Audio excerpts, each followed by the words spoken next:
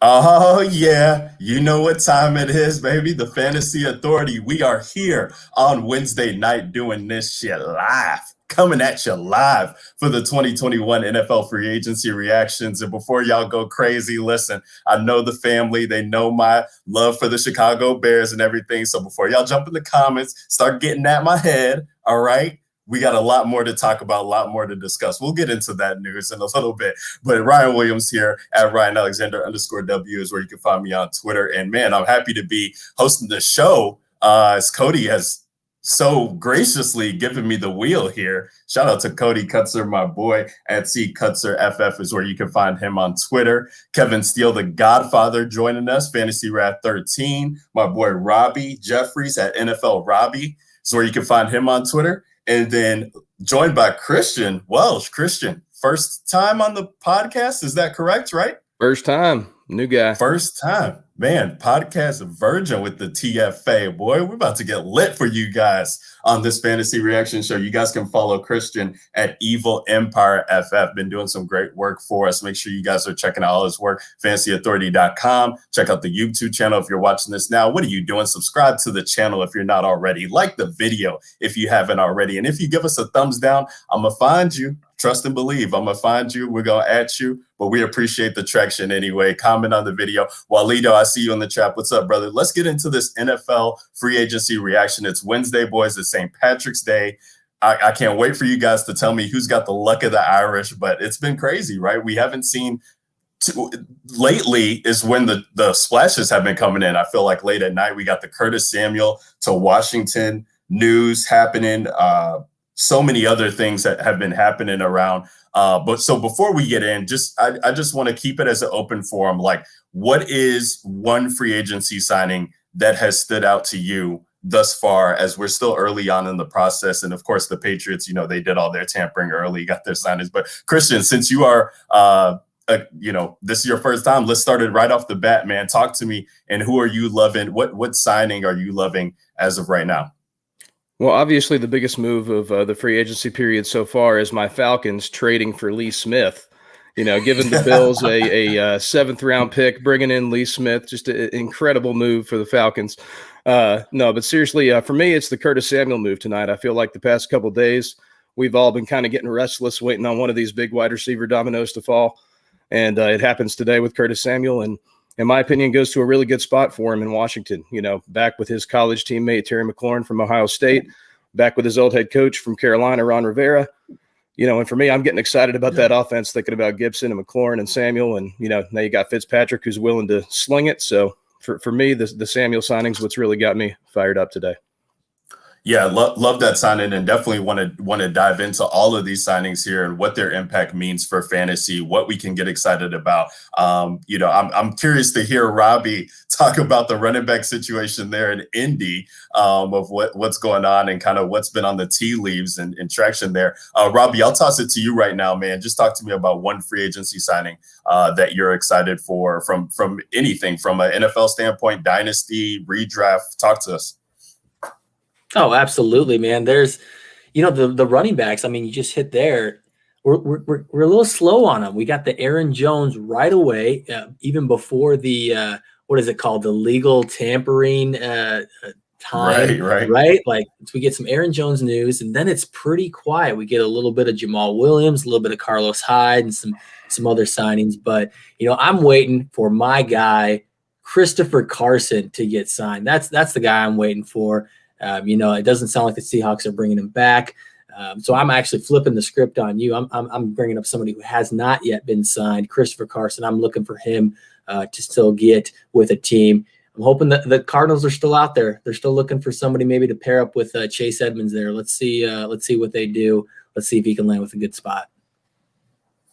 Yeah, man, there's still so many things that that haven't happened yet. I'm excited to see where they go. Cody, you out there in PA, Pittsburgh, they need to do something, right? I mean, we know Juju is gone. That's pretty much what everything's been telling us potentially. I think there was a report that he was saying that he was telling teammates he wasn't coming back. They need a running back as James Conner's not coming back. So you could talk about the Pittsburgh situation, maybe, as they haven't done anything but what you're excited about. But definitely talk to us about what's one thing that's standing out to you as this free agency period is just getting started.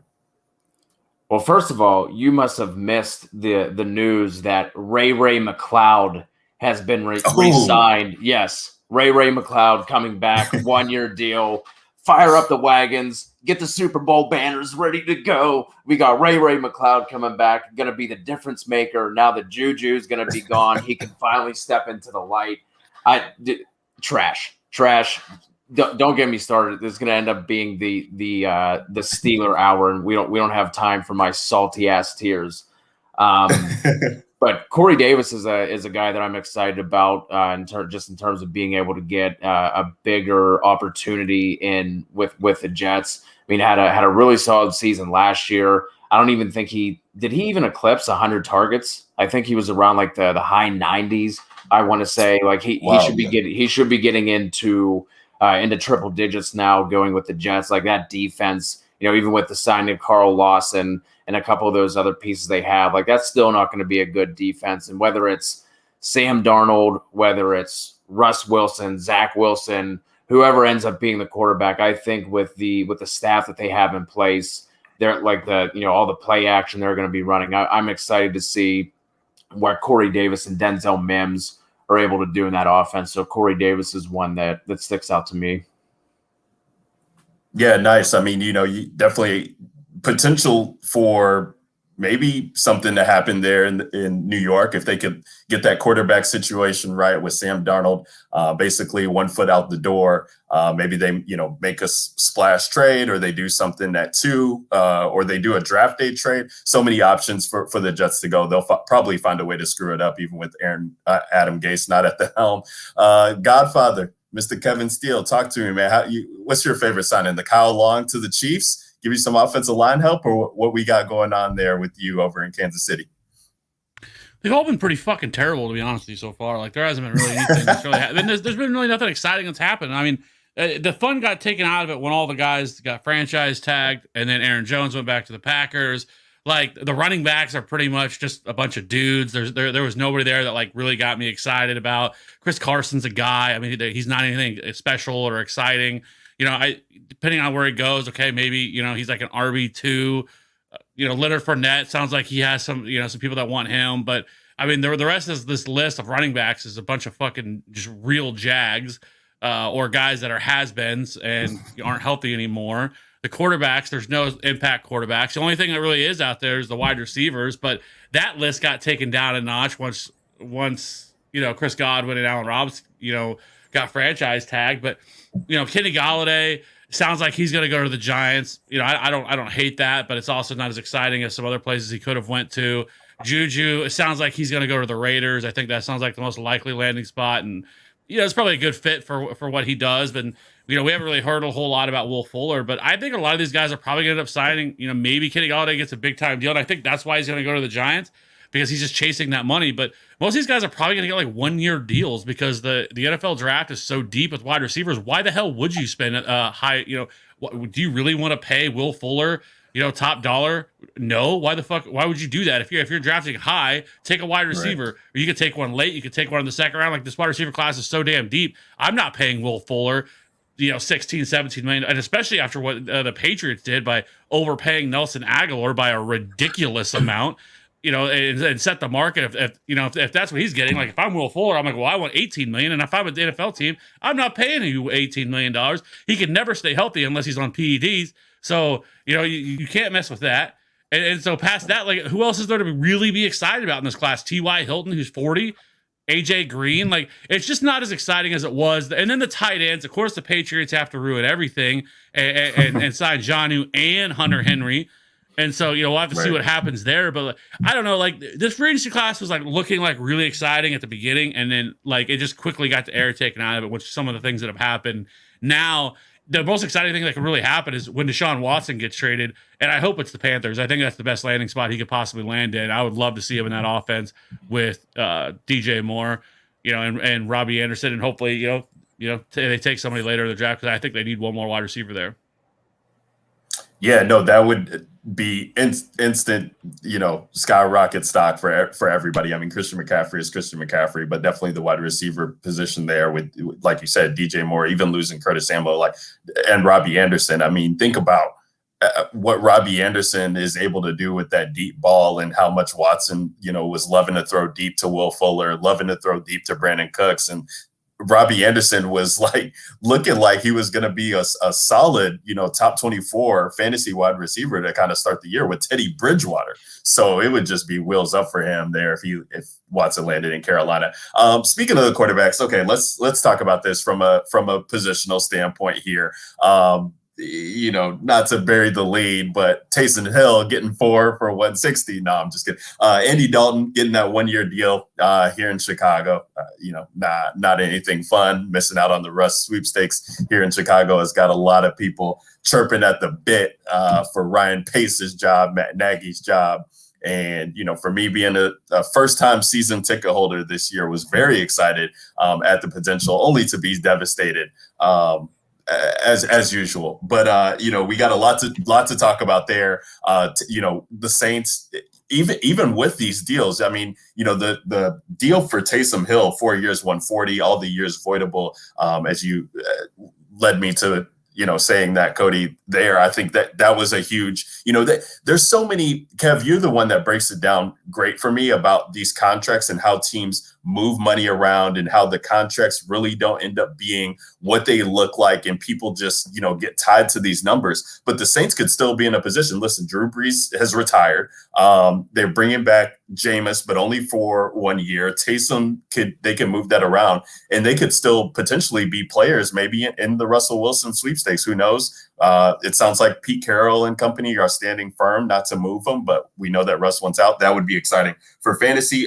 We got Ryan Fitzpatrick in Washington, which is definitely something that we definitely want to talk about there, with the new signing of Curtis Samuel and the players that were already mentioned already being there by Christian. And then we got Cam Newton back at the helm in New England again for another year, and them just trying to get him some help, as Kev was talking about with the tight end that they got going on there after they just drafted 2 tight ends the previous year, and then signing guys like Nelson Agholor and Kendrick Bourne. I really just don't know what the Patriots are doing, but they spending buku bucks on free agency. Talk to me, boys. What's going on? And Dak Prescott, I guess Dak Prescott getting paid, getting his money, huge there. Robbie, you're the Dallas guy. So let's start with you, Robbie, and let's talk about this. I mean, are you worried about what Washington's doing there with Fitzpatrick, that they can, take the division this year, getting the pieces in there, knowing that they were just in the playoffs last year, knowing what that defense is doing? And pretty much, I think Jerry thought that he needed to lock up Dak, because you need a quarterback to succeed, and they already invested so much in the offense. Defense is trash, so the offense is going to be their best defense. How you feeling there over in Big D? Yeah, man. I mean, if we're talking regular NFL, I mean, Washington football team has a solid roster, right? They have a very good defense that they showed last year, and they're retaining a lot of those guys. And then they go and sign Ryan Fitzpatrick, obviously an upgrade from what they've had previously this past season. So you like that. We see Curtis Samuel slide over. Antonio Gibson's just going to get better. So, from an NFL perspective, and let's even talk fantasy. We are a fantasy site here. I'm excited about the Washington football team offense with Ryan Fitzpatrick there. He's a guy that can air it out. He can make Terry McLaurin continue to be viable, continue to be a top 12 guy. And then Curtis Samuel, I don't know if I'm as excited as everybody else is about Curtis Samuel, because I do think there's a lot of other mouths to feed between Logan Thomas, between Antonio Gibson, between Terry McLaurin. Hey, Cody, don't get off the bandwagon. I see you shaking your head. You were all about Logan Thomas. Can't get off the bandwagon yet. I was fist pumping, bro. Get with it. Okay. I've got the small screen here, this tiny little laptop. I can't see all the fists going. It's time to upgrade, okay? It's time to upgrade. All right. Yeah, so I'm pumped up. Kev, you poured a little bit of cold water on this free agency class. Fantastic advertising for this free agency pod we have going on tonight. I'm actually pumped up about this free agency class. We had Dak kicking things off, a big deal signed. From a fantasy perspective, that's exactly what you want in Dallas. You want Dak to resign there. CeeDee Lamb, Amari Cooper, Zeke Elliott, Kev's guy, Tony Pollard. He thinks he's the running back one. We'll get to that a little later. But, yeah, no, I'm excited about that Dallas offense, and I'm also excited about the Washington football team's offense with Ryan Fitzpatrick. Will they go if Mac Jones lasts that long, or do they trade up for Mac Jones? I don't know. But I think Ryan Fitzpatrick, Taylor Heineke are going to kind of battle it out, and it seems like it's Fitzpatrick's job to win. If we're talking redraft, I think he's an absolute streamer. If you wait on quarterback, Andy Dalton, Ryan Fitzpatrick, these are guys that were top 10 at their position when they had a stretch of play, right? Ryan Fitzpatrick, first 6 weeks of the NFL season, he was a top 8 quarterback. Andy Dalton, top 12 quarterback, weeks like 9 or 10 to 16 or 17. So we're talking about actual fantasy streamers here. They're not sexy. I know you don't love Andy Dalton for your team long term. He's going to make the Bears 9-7, and they're going to miss out on great picks. But he is a streaming quarterback if we're talking redraft. Is he though? I mean, did you see the offense he was playing with last year in Dallas, and they did absolutely nothing? And now you think he's going to make just Allen Robinson and Darnell Mooney? Darnell Mooney. That's it. You think he's going to be somebody that you're going to want to ever stream? Oh, absolutely. Yeah. No, I think they definitely have a viable offense. It's not anything that Dallas was, but it's crazy to say, but what Dallas had as an offensive line last year, we always harp on the Bears. They need to draft offensive line. Ryan, I'm talking to my Bears friends out on Twitter. I'm like, hey, when are you guys going to draft some offensive linemen for DeMonte out there? And right. They had a better offensive line than Dallas did last year due to all the injuries. So, I think with Dalton there, he is able to put up some consistent weeks. He's not a guy you're going out and getting in a draft, but he is going to be a guy that if they have a good matchup, you're going to be okay streaming that position if you waited on quarterback. Absolutely. Him and Fitzmagic. And even let's toss Cam in there as well. Yeah, I mean, I love everything that you said as far as the streaming goes for Washington. I mean, that offense is definitely going to be something that we definitely want to monitor and be excited about it. And, shout out to everybody who we've been doing best ball content, Kev and I and our boy Maddie. And, if you're getting Fitzpatrick, as a last pick or second to last pick, which I was able to snag him in a couple just as a, what the hell is my third quarterback? You're definitely loving that from that standpoint right now. They should be able to be fun. Love what he did last year in Miami. And then, Robbie, you mentioned something which I don't think is getting talked about enough. And maybe that's because there's just not enough people. So much was focused on the quarterback position in Chicago. But I really just think that, I mean, if you're looking at David Montgomery right now, you got to be loving, what he was able to do last year. And hopefully that comes into this year because like I've said, Andy Dalton's not exciting. He's a game manager. He's not somebody that he was throwing 38, 40, 45 times because of the way the Dallas offense was structured. Zeke, missed a couple games, but they still had Tony Pollard come back there. But this is a Chicago team that's going to have to establish the run in some capacity. I hope that they go out and get some offensive line help for David Montgomery purposes because this dude needs to be seeing over 20 touches a game. That's not even, if it's less, that's ridiculous. So, it will be interesting because they will have Tariq Cohen back this year. But I love, any type of shares that people have of David Montgomery now because that's going to be where the offense starts and stops. In my opinion, from that standpoint. Let's see here. And then, let's open it up and kind of talk about the Saints situation and kind of what that means. I mean, Alvin Kamara is a first round pick, likely to be every year, but now he's dealing with Taysom Hill. And there was a conversation to be had. It didn't end up shaping out this way, but the first couple of games that Taysom started, Kamara wasn't getting the rock. He wasn't getting those pass catching looks that we're used to seeing. It kind of came to fruition, at the end there once the offense was getting set and they were getting used to Taysom. But what do we expect from this offense? Is it going to be a Wildcat style? Are we going to see more Jameis potentially if Taysom, can't get right and we see those frustrating games from him? I mean, people want to hate on, a guy like Jalen Hurts in Philly because of the lack of passing ability there. But Taysom he's not going to be throwing for 300 yards. Again, he's going to be out there. Maybe you get 200, 250 from him, but the rushing ability is really going to be interesting for him. So what are we doing with guys like Kamara? What are we doing with Michael Thomas? Kev, chime in here. Say it with your chest, Walito. That's what I'm talking about. Jameis, the man, always here for Jameis talk. Jameis is I don't give a shit what people think about him as a real life quarterback. Fantasy football, he is a god. And He is 100% going to be the starter. Taysom Hill is not a fucking quarterback, okay? Like, people want to talk about him as being this quarterback. He's not a quarterback.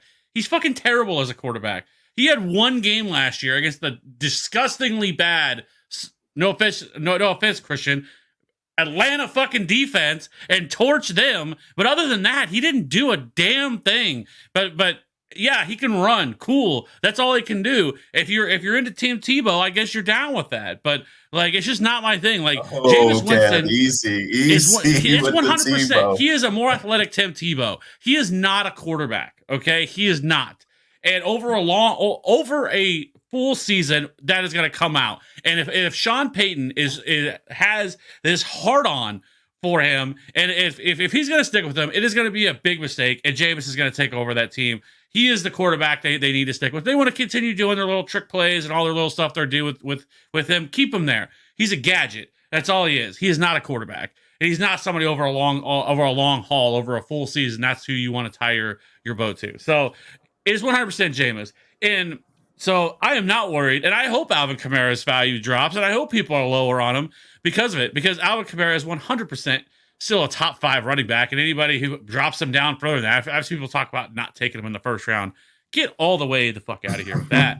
Like, that is just ridiculous. Okay. And I think Michael Thomas bounces back. Like, I think he's in a great spot too. And people are lower on him. Maddie, that's what I'm talking about. Join the party, bro. What's up, guys? We were talking about Team Sex and Jameis Winston. Oh, I came in at the right time then. Go. Yep. Walito comes in with the $5 super chat and hit Kev like some fucking smelling salts. Yep. I was wondering why my knows headphones exactly. were burning before I even logged into the stream.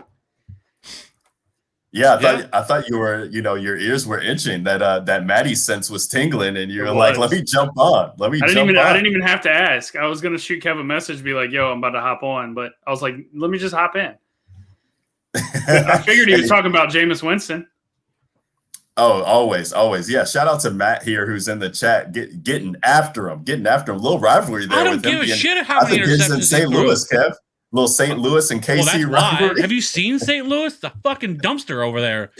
It literally is. St. Louis is a train wreck. Okay. What did you have before we got on here, Kevin? Santa What did you Kevin have? is But back. again, I already said back. it. Matt, I need you to go back and listen. You can hit rewind. I said I don't give a shit what you think about him as an NFL quarterback. I'm talking about purely fantasy, whether it's DFS, season long. I don't give a shit. If Jameis Winston's on the field, fantasy points are coming. You share that sentiment, Maddie? What's going on in New Orleans? What are they doing? Are they still in the Russ sweepstakes? Are they gonna do something, or is this what they're rolling with? I think that they have just a huge boner for Taysom Hill. Do they or just Yes. Peyton? I think it's a Peyton thing because when they wanted to, or when he decided to start Taysom, whatever that week was, when Breeze was out, started him over Jameis. Those reports started coming out that half the organization was unhappy that he was picking Taysom over Jameis. But I mean, you follow the money, right? Like the money usually tells you who's going to get the first crack at most opportunities, and the money goes to Taysom Hill. And I mean, I don't know, man. I'm on Kevin's side when he says, if I'm Jameis Winston, why would I go back to New Orleans just to sit on the bench? Because I mean, you're just right. You're like, this will be year 2 now that he's not played, and I mean, all this hype around his LASIK surgery and how he can read defenses, and we can't even see like whether that's true or not. So, yeah, I would like to see Jameis for fantasy purposes over Taysom Hill because I don't want Alvin Kamara to be taking a backseat as well, and I would like Michael Thomas is I think currently too cheap, but which he would absolutely smash if Winston was the quarterback, but. Yeah, I'm curious to see how that situation turns out. Christian, are we firing up Marquez Callaway in New Orleans? I don't think so. I'd like to see it. Marquez was one of my favorites when he was here, but unfortunately for him, I don't see him having a long career in the NFL. But on the QB situation, I think both of them are going to end up playing just because both of them are really bad at something. I mean, Taysom Hill's not a good actual quarterback, even though he provides value in the running game, especially for fantasy purposes. And we know Jameis is going to throw interceptions. So I think we're going to see both of them. For me, I'm with Kev. I mean, for fantasy, I mean, we just got done hyping up Ryan Fitzpatrick, who's a DGAF guy. We can't hype up Ryan Fitzpatrick and then not just be giddy about Jameis Winston. I mean, this guy's thrown for 5,000 yards before. So if we're excited about Fitzpatrick, we got to be excited about Jameis if he's going to have the opportunity. And kind of like what Maddie just mentioned, I mean, these prices have already fallen. I mean, Michael Thomas is going so late. I mean, it's insane the value he is in redraft next year. So, I mean, I think both of them are going to play. I'm buying Jameis before I'm buying Taysom. If I have Taysom in Dynasty right now, I would sell him for 2 seconds. I just don't believe he's going to, hold the position. But as far as a death piece in the Superflex League, I do think you can expect Hill to at least, score a rushing touchdown each week, or, he's good for probably 10 points, whether he's the starting quarterback or not, so that's my take on it. We're going to see both of them. I want to see it be Jameis to where we can enjoy having Michael Thomas and Alvin Kamara really putting up big numbers through the air. But we're going to see both guys, in my opinion. New Orleans clearly likes Taysom Hill more than the rest of us do. So, yeah, it's going to be. I just think kind of what we were talking about though, because there was reports that other teams were interested in Jameis to go there, right? Like Chicago was interested in him.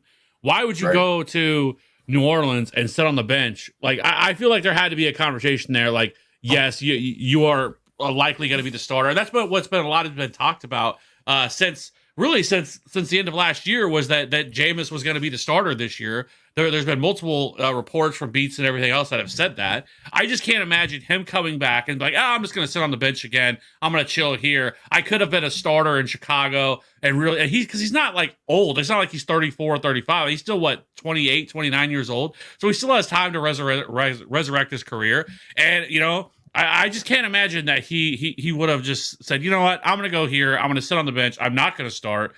Whatever. He had multiple opportunities where he could have went other places. Yeah, I think you're Jameis. You're looking at that situation there in New Orleans, and if anything were to happen to Taysom, or if they do trust him to be the starter, if the Taysom Hill plug gets pulled quickly, you love the situation that you're coming into. I mean, an offense that's kind of already designed for your game, and a good situation there. Who's the team that's going to compete? So I'm sure he was definitely enjoyed being able to come back there. To the South with New Orleans. Let's touch on running back here. As Kev kind of alluded to, there's not really a lot to like necessarily, so to speak. You got Aaron Jones going back to Green Bay.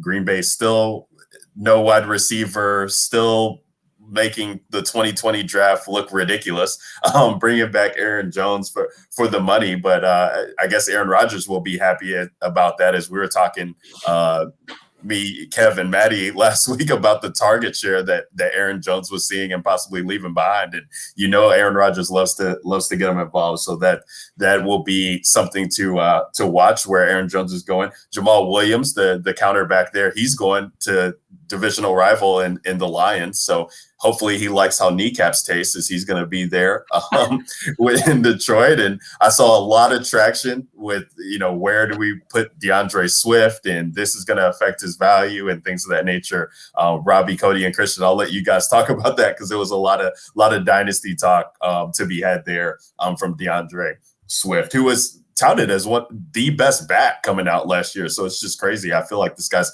always getting slandered no matter what. We got Phillip Lindsay going back to the Broncos. Marlon Mack is coming back to the Colts. So we definitely got to talk about that. And Phillip Lindsay, Devontae Booker going to the Giants there. So not really sexy. We're still waiting to see where guys like Chris Carson and others kind of land. But what do we like? And Maddie, since you're just joining us here, what stands out to you from the running back situation? You could talk about the situations that happened, or maybe there's some potential for other landing spots that you would be excited about, as we know that Pittsburgh still needs a running back. Atlanta still needs a running back. I guess your team there in Arizona, free Chase Edmonds, you like to talk about, is good. But talk to me about the running back situation. What you liking? Yeah, so I'll just touch on the guys that, we kind of just had the pieces fall into the puzzle this week. I think the biggest news is both, one, Aaron Jones coming back to the Packers, but Jamal Williams leaving the Packers. You look at Jamal Williams over the last 4 years, he's leaving behind 34, 41, 45, and 35 targets. And that's, that's kind of where Aaron Jones' value took a hit when he wasn't having monster games, was when Jamal Williams would come in and sneak in those goal line touchdowns, or, he gets all of a sudden Jamal Williams is the third down passing back, and it doesn't make sense. But now that he's gone, I think, we talked about this last week, A.J. Dillon, we don't really know if A.J. Dillon can catch passes. He's never really been given the opportunity to, and playing in Boston College, that's not an offense that running backs have ever caught passes in. But he's not a guy that screams that he's going to come out and just fill in Jamal Williams' role of catching or having 35 to 45 targets a year. So I really think the biggest bump goes to Aaron Jones, who's returning. And that's probably why he came back to Green Bay, is they were like, we're not going to bring Jamal back, and this is going to be, A.J. Dillon's going to spell you occasionally, but this is going to be your backfield. So I'm thinking that it's going to be the Aaron Jones show finally. I mean, we've screamed free Aaron Jones for 3 years now, 2 years. So I absolutely love that. And just touching on Jamal Williams in Detroit, I think these running backs that are, I think we're trending away from the true bell cow running backs, and committees are just becoming more of a thing and just have to be a thing that we're going to have to accept. And Deandre Swift is not, even if he's not on the field for 85, 95% of the snaps like Christian McCaffrey is, Swift is still going to he's still going to play 70, 75% of the snaps, and he's going to be extremely efficient with his touches. That's just the kind of running back that he is. So I wouldn't let Jamal Williams going to Detroit kind of deter me off of loving Swift. He's definitely somebody that I'm high on coming out of his rookie year. But outside of that, I mean, all of these other guys are kind of gross. I think the Carlos Hyde signing in Jacksonville just kind of reassures us that it's still James Robinson season. I mean, Carlos Hyde isn't going to really come in and take that job from him, and James Robinson showed that he can basically do it all. So I will be high on James Robinson this year. Marlon Mack coming off an Achilles injury, I think that's just, more of a he knows the system kind of deal, and not really he's going to come in and steal all these carries from JT. But, I mean, they do have 4 guys who are going to touch the ball. So that does kind of, make me a little weary of taking JT as high as he's going right now in early, right, mid first round draft pick. So there is some concern in that regard, but I still think it's going to be JT's backfield. But again, it's going to be a committee there. But like the Colts showed us all year, they just ran with the hot hand. Some weeks it was Hines, some weeks it was randomly Wilkins, and then down the stretch it was JT. So if you're okay with playing a little bit of a carousel, JT's got all the talent in the world. It's just he doesn't really have that locked in volume that the McCaffreys and the Kamaras and the guys like that have. So, but yeah, I think those are the 3 biggest pieces that I've seen come across so far.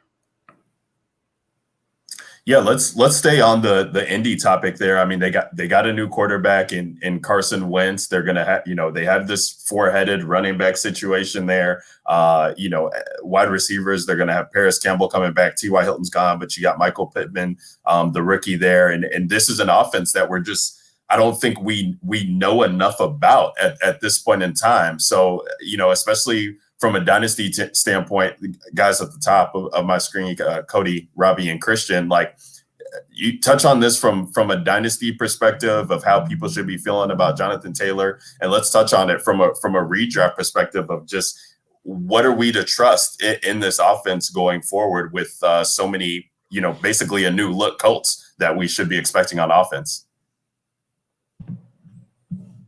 Cody, you got it? Nope. All right.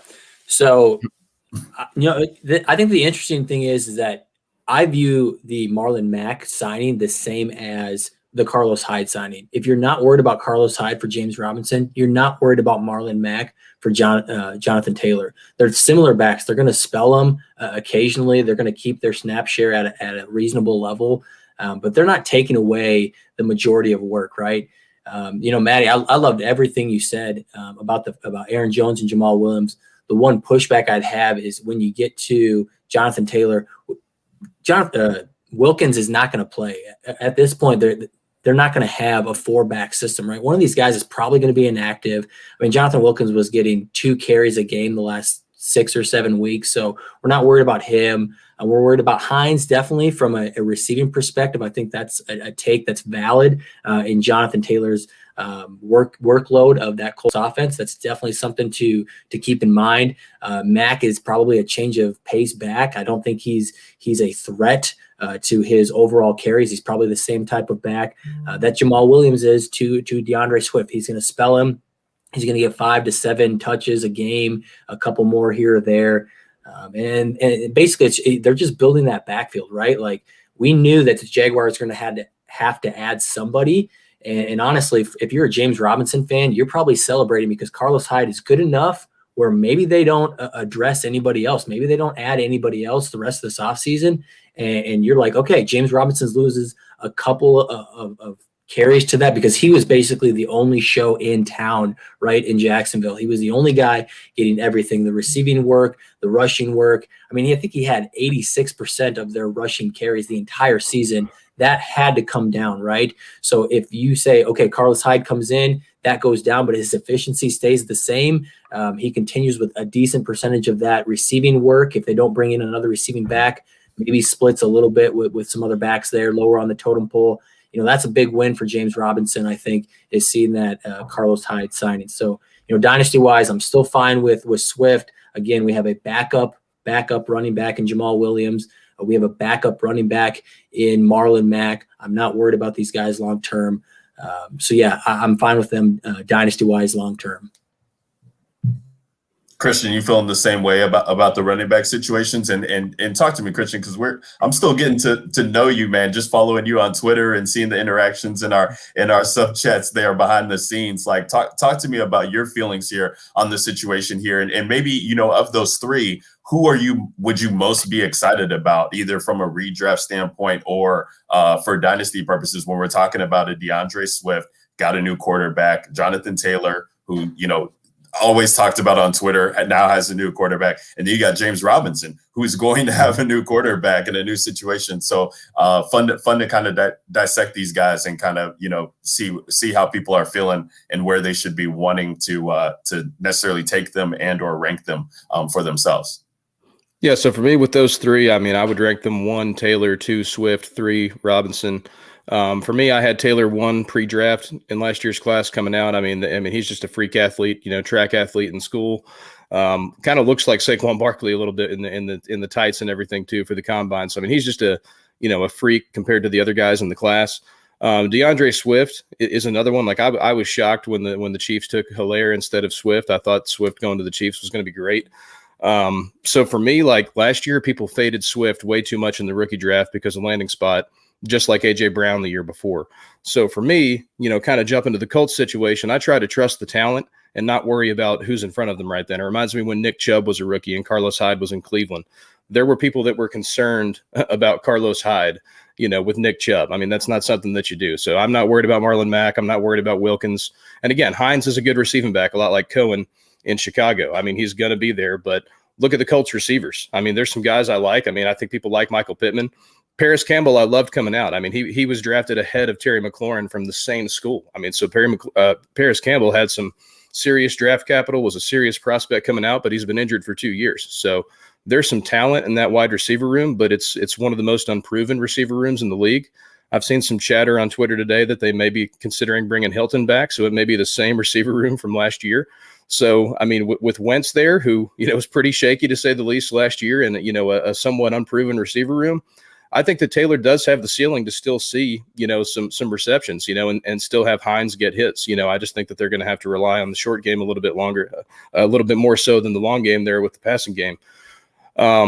James Robinson, you know, I was thrilled with my Robinson shares when I saw the Hyde signing. To me, that, like I said, secures that he is the guy there. You know, I think a lot of people were worried they were going to bring in a higher profile guy. You know, and Hyde that's a true backup contract right there. So yeah, like Kevin's saying right there, James Robinson stock up. You know, I feel like people are still fading him because of the draft capital. Yeah, I mean, I feel like a lot of people, especially in Dynasty, won't forgive draft capital until they get that contract. So I'm buying James Robinson right now. He doesn't have that contract yet. People are still holding the draft capital against him, but I'm seeing the new regime there in Jacksonville back him with the moves they've made so far. And I really think Jacksonville's doing it right so far. I really like that Marvin Jones signing. They've got $50 million left to spend. I really like what's going on there in Jacksonville. But what Maddie was saying on Aaron Jones too, on the Jamal Williams thing there, I think a lot of people are assuming A.J. Dillon's going to see just a ton of work. But A.J. Dillon's not Jamal Williams as far as how they play football. Jamal Williams complimented Aaron Jones very well. I don't think A.J. Dillon does that. For me, the Jamal Williams landing spot in Detroit is good. I really think he's he does a lot of the things Swift does well, and they just don't have guys there. So, you want to talk about being high on Swift. You got Jared Goff there, who is trash. You got Tyrone Williams and Quintez Cephas at wide receiver. Hawkinson's the only guy they have there. Campbell's already talked about lining Swift up in the slot and using him heavily in the pass game. So, regardless of what we think about the Lions, regardless of how terrible the Lions have been historically, Deandre Swift is going to see volume, and in fantasy football, volume is king. So I am all over Deandre Swift. I'm all over Jonathan Taylor, and I'm all over James Robinson. All three of these guys I feel are still buys in Dynasty, even though they're expensive. Maybe not Taylor. Taylor's going a little too high for me. I'm not willing to take him over Saquon Barkley like some people are already. But the other two are definitely buys. I think all three are in a great spot. And, the Colts I'm a little more concerned dynasty-wise about the wide receivers and how that shakes out. Pittman and Campbell have similar draft capital, similar investment from the organization. Historically, if you look at somebody that has no production for 2 years like Campbell, the odds of them succeeding are just nothing. But, it's been injuries with him twice. And, if he's anything like Terry McLaurin, who I think we all love from the Washington football team, we could see something there. And speaking of dynasty, I know you mentioned that before you asked, you can get Campbell for a third right now. For me, I'm taking that price anywhere that I can. Nice. Yeah. I love that. I was surprised. It sounds like Taylor was your guy, so that makes sense. But yeah, for me, Swift, just given the situation there in Detroit of them not having anybody, like you said, outside of Hawkinson, I was getting into some best balls, and I was like, damn, I wonder what Swift's ADP is, because I might be able to get him while people are kind of sleeping on the situation or lack thereof there in Detroit, with so many holes to fill for them on the offensive side. And like you said, Goff just being Jared Goff, it's not anything to write home about. Let's talk about the wide receiver position. And we can always come back to running back if there's something that was missed. But wide receiver here, Kev, you kind of alluded to it. Nothing really too sexy. You got Chris Godwin going back to Tampa, Allen Robinson and him franchise tagged by their respective teams. Allen Robinson back with the Bears. Kev, I know you were beating the drum for him to end up in KC, but he gonna be in Chicago for one more year at least. So we'll ride with that. We talked about at the top, Corey Davis signing with the Jets for that 3-year deal. Curtis Samuel going to the Washington football team, which I think we're all pretty excited about. And Maddie, you can feel free to chime in on your thoughts on that too. I want to talk about a situation which we really didn't talk about Cam Newton too much from a fantasy perspective from the quarterback side when we were talking. But, the wide receivers, they still aren't exciting to me. They went out and paid Nelson Agholor. What is that? Like paying Kendrick Bourne out of the blue. I was just like, what the hell is that? And we know they got the tight end situation there. But, a lot's been said. You can't turn on NFL Network without people talking about, oh, yeah, the Patriots are doing things to give Cam weapons. They're doing things to give Cam weapons. So I'm like, where the fuck are the weapons? I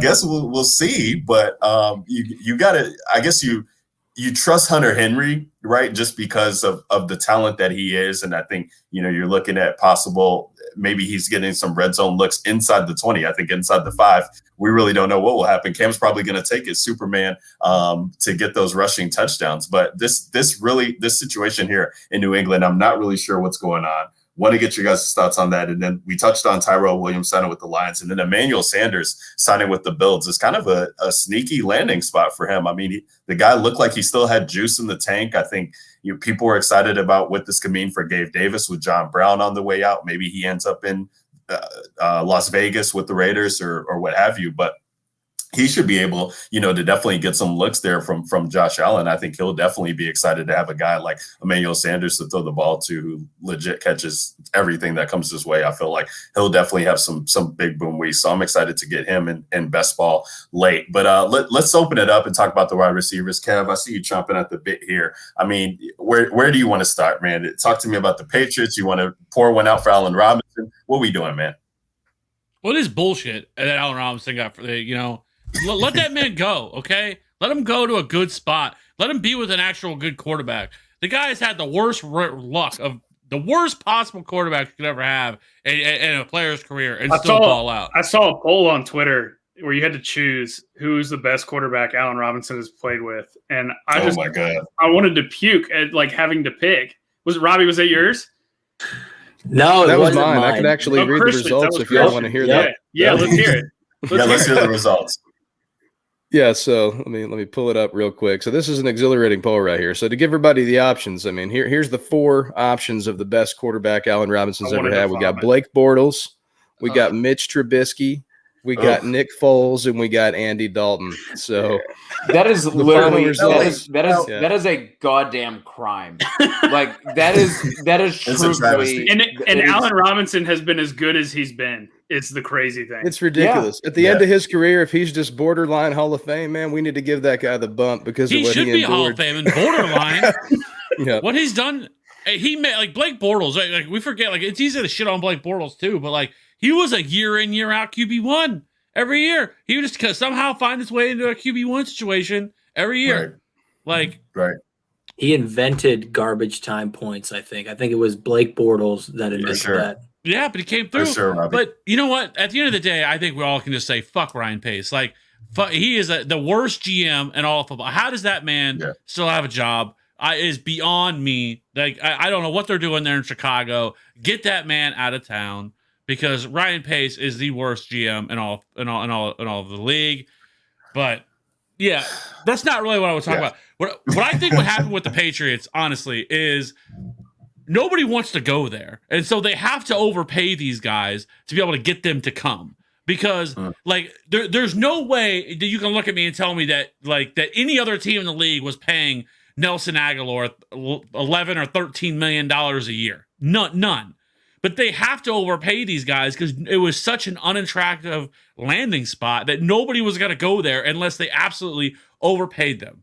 And they had to act quickly if you try to get these guys because nobody else wanted to go there because it was such a terrible landing spot. And now, even still, like the wide receivers are still trash. Like there's nothing exciting about the wide receivers here. I guess Julian Edelman's still there, but he's 43, getting ready for AARP. And then, I mean, you have the tight ends, and that's it. And I think what you're going to see is they're going to run 70, 80% 12 personnel. And they're going to run the ball, and they're still not done. They're still looking to bring in a running back. They're connected to Carson. They're looking into him and Lenny Fournette. So they're looking at both of those guys. So I guess they're going to have, 17 running backs as well.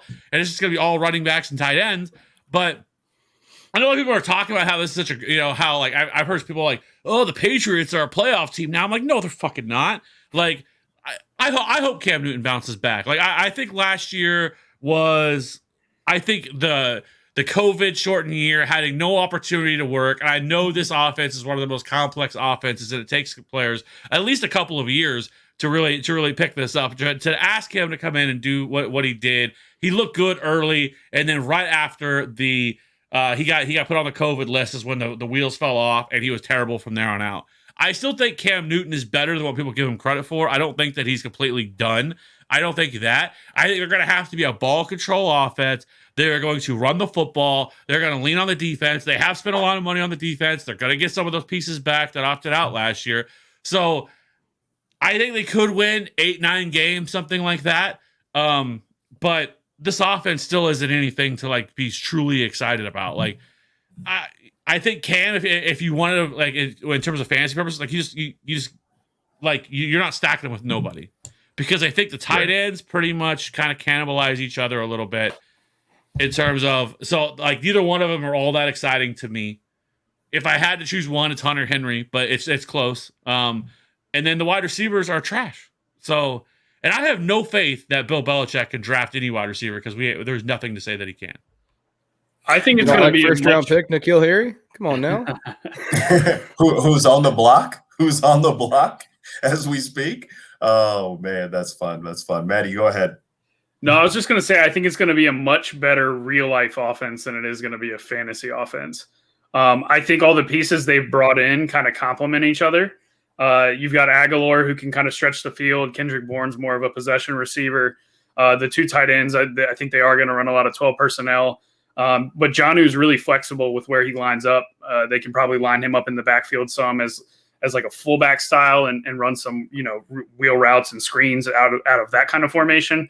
But yeah, I mean, I still think they're going to run the ball a ton. But you look at these contracts that these guys signed, and Jonnu's the only one that has an out that makes sense after 3 years. Everybody else is 2 years or less. So it really is only a 1 to 2 year plan. Like Kendrick Bourne, his deal is really nothing. It's only it's a couple of years, but really after the first year, there's no cap hits. The dead money on Hunter Henry drops to $5 million as a dead cap if they were to cut him after year 2, so that he's really only there for 2 years if they wanted to get rid of him. So it does really feel like we're just going to go 1 year, 2 years with Cam. Maybe we find a quarterback in the draft or can trade for somebody younger in 3-4 years from now.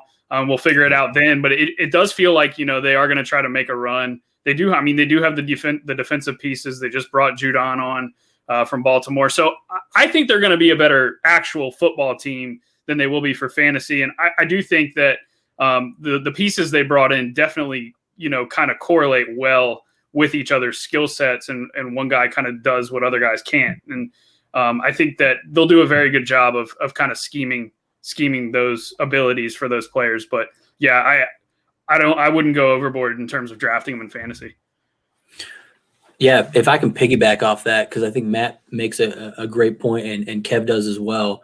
For Kev's, it's, people forget that Cam was a QB1 for half of his games last year, and I think that's a point that's forgotten. We saw his lows, and when he was bad, he was really bad. Like we saw him not get 100 passing yards in a handful of games. When he was bad, but we overlook his rushing floor. He has a huge rushing floor, and he was throwing to Damiere Byrd and Jacoby Myers. Nobody else, right? So if we get him a couple weapons and he was a QB1 in half of his games, again, we're talking about streaming QBs. I think Cam probably gets drafted in some of your redrafts here, but this is a guy that's absolutely going to be a starter for you for some weeks. And then just switching over to what Maddie said, again, he hit on the contracts. Hunter Henry did not get the contract that Jonnu Smith got. So I don't really like any of them because I don't think the passing volume is there, to be honest with you. But if anything's to happen, or, Hunter Henry gets hurt for a little bit, because we have seen that before, I think that gives me a little bit more appeal for Jonnu, because he got the 4-year, $50 million. I forget the guaranteed money, but he got the bigger deal and the longer term deal with the longer guaranteed money. So I think that's a great point by Maddie that, if we're comparing these two guys, he got the bigger deal. I do like Jonnu a little bit more, but again, we're talking about both of them in that system in a low passing offense. Not a great sign for a low passing volume offense. Yeah, and I mean, just I guess respond to the what Matt said here. What if Belichick turns Henry and Jonnu into Gronk and Aaron Hernandez 2.0 again? None of us saw it coming. Well, one, I just released a video yesterday talking about that very thing for about 3 or 4 minutes. But the problem with that is that it's probably not going to happen, because if you look at the 3 years that they played together, that the 2 of those 3 years, the Patriots were top 5 in pass attempts. Not going to happen with this offense. So you're not going to have to worry about that. Like, to get a offense where 2 tight ends are viable like that, where both of them could become tight end ones, you have to be a top 5 or at bare minimum top 10 in pass attempts to make that happen. When you look at the same thing with the Eagles, whenever Ertz and Goddard both finished as tight end ones in fantasy football, same thing. They were top 5 in pass attempts that year. Like, there's no way in hell that there's going to be enough volume go around to turn both these guys into tight end ones. So that's where I would push back on that. Like, I think that is exactly what they're looking for here, and that is exactly what their mindset is of kind of being something like that, and why they're doing what they're doing. And that's why I said I think they're going to play a ton of 12 personnel here, and that's what they're looking to do. And they're telling us exactly what they want to do. And so I think we just need to follow that. But No, they're not going to be productive like that. So they're not going to be as productive as what those guys were back whenever, in the early 2010s. Yeah, no, I think that's definitely a fair point, Kev. And it's like, what are they going to do from a scheme perspective? I mean, let's not pretend like this was the Patriots offensive line that we were used to seeing. And so, like, are these guys going to be asked to maybe, stay in and block a little bit more than they're used to on some occasions? I mean, they can't be out there running routes on every play if Cam's going to be getting pressured. So I'm curious to see what this Jonnu offensive says line. hi. Yeah. Coming from Tennessee. Yeah, right. Well, yeah, but that's their part too. Is, I mean, that Jonnu, and that's what I worry about Jonnu, is that he was in the last 2 years, he's first in blocking snaps among all tight ends, and then Hunter Henry was bottom 15 in that, and so. I think that I think they could use Jonnu Smith much more as a blocker, an inline blocker, which kills me because the dude's so damn athletic, and it kills it. That's probably what's going to happen. But I think that's probably what you're going to see more of, and you're going to see more of Hunter Henry being the guy that they line up out in the slot and all over the place. Where like I said, it kills me because I think Jonnu Smith could be a monster if somebody would commit to him and give him 100 targets, because he's never had that. He has 1 year of 60+ targets in his career. Hunter Henry has travesty. 3 of the 4 years he's been in the league had at least 60 targets. That's a travesty. Yeah, that's terrible for John. And Jonnu was signed first, so the excitement was reported first to be signed. So the excitement, was, I guess we'll see where Henry goes. Just ended up being at the same place. Just kills me. Too funny there. Let's talk about the Jacksonville situation, as Kev has been beating the drum as well. Allen Robinson, you're beating the drum on him. No excitement. DJ Chark, you were beating the drum on him, and now they're bringing in a guy like Marvin Jones. What can we expect from Jacksonville guys here? Is they're going to, roll out with Marvin Jones? They got DJ Chark. They got the rookie Laviska, who I know people were liking. I have him, a lot of shares of him actually, and was exciting college prospect there. The injuries, I think, kind of kept him down. But what can we expect from this Jacksonville team that is likely bringing in a rookie quarterback in Lawrence? And what are they going to be doing? Does Marvin Jones help them? How do we feel about the wide receiver group as a whole from a fantasy perspective? Like, what's exciting about the Jacksonville team here? That's going to be, a new look offense. I think realistic upside is top 15 offense this year. I think it's there. I mean, they have all the pieces to do it. Offensively, I think you add Trevor Lawrence into the mix. Their defense is still not going to be very good, so they're still going to be asked to throw the ball a ton. And I think their offensive line is underrated. I think their offensive line is pretty damn good compared to what I think what people expect from it. And so I think this offense can kind of step in year one and kind of take off. I like what Jacksonville's doing. They are surrounding, and Trevor Lawrence isn't even there yet, and they're surrounding him with pieces to make this offense, to help him out in his early years here instead of just throwing him to the fire. Like, I like that, and I think that Trevor Lawrence can step right in, and I think this offense can end up being like a top 15 offense right out of the gate. And I think a lot of people are going to not be nearly as high on a lot of these guys because of it, because they're the Jaguars, and people don't get excited about the Jaguars, and I think that's a mistake. I think Laviska Shenault is criminally undervalued. And I also think DJ Chark is going to be undervalued. And I think people are going to view. I like Marvin Jones, but at this stage of his career, like he's not a threat to DJ Chark, in my opinion. Like, I think he's certainly going to get some vertical looks and some deep looks, but I still think DJ Chark is the number one wide receiver in this offense, and I would view Marvin Jones as number 3. And they also don't have a tight end. Whatever reason, I guess they traded. They decided to trade Josh Oliver to Baltimore. So I don't know what they're going to be looking for in terms of a tight end, because I don't know if Tyler Eifert's still there or not. I don't believe he is. I think Tyler Eifert's a free agent. So, this is a pretty deep tight end class, among the rookies anyway. So they could be looking there. They have a lot of picks. They have 2 first-round picks. So, I think the Jacksonville is building this thing right, and I like what they've been doing. You better apologize to Chris Manhurt's tight end signed for 2 years, $7.5 million. Okay, I know. I said what I said. They don't have a tight end. I had to look him up. I'm not going to lie. I had to look him up, and I follow football. You're absolutely right. If I could piggyback on Kevin real quick on the wide receivers for For me, bringing in Marvin Jones speaks volumes of what Urban Meyer and the new staff think about Chark and Chenault, because Jacksonville's cap room is insane. Those guys could have brought in Galladay and Juju if they wanted to, and they chose to bring in Marvin Jones, and that shows me they believe in Chark and believe in Chenault as the guys. And like Kevin said, Marvin Jones at this point in his career is a savvy veteran that's been successful that can come in and provide some leadership to these young guys. So for me, that was a statement that, Chark and Chenault are the guys, and we're just going to build around them. So I'm all for it. Yeah, you love to be able to surround rookie or young guys. In DJ Chark's case, with a veteran like that. I mean, a pretty very good route runner, technician there at the wide receiver position. So he's definitely going to add, not take away from that wide receiver room there. We had guys like John Ross. He signed with the Giants. AJ Green, I think he's going to Arizona. So that's interesting there with the two old heads and him and Fitzgerald being there. Is there any other low-key wide receivers that have signed that you guys want to touch on from a fantasy standpoint in any way, shape, or form? I bring up the John Ross thing, mainly for a guy like Darius Slayton. Kind of seems like those two guys, do the same thing. Danny Dimes, he loves to throw deep, so maybe they give him help in that regard. But it's just going to be weird if the Kenny Galladay reports are true. I mean, that's just going to be all types of, what are we doing with the Giants receiving core in general? So feel free to touch on anything, guys, here. Or somebody that I missed before we move on to tight end.